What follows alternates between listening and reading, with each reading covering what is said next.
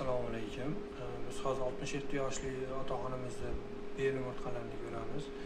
Ya'ni bular kuchli og'riq bilan kelgan. Istoriyasida yiqilgan. Qani ko'ramiz. Biz ko'rishimiz mumkin, bu yerda mana grija boshlanyapti yon tomondan.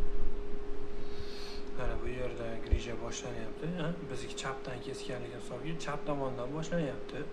Bu yerda уже boshlanyapti diskni yorib chiqishni. Kichkina bular bu grija deyiladi. Bular protruzia bular. Tepada ko'rishimiz mumkin. 11-chi 1 2 3 4 5 11-chi 12-chi ko'krak umurtqalarida patologik perelom, ya'ni patologik sinish ketyapti. Mana kartingasi o'ng tomonga qarab yuryapmiz. Qaranglar, mana bu yerda chapdan boshlanib turib, markazga kelganda siniq avj olyapti-da,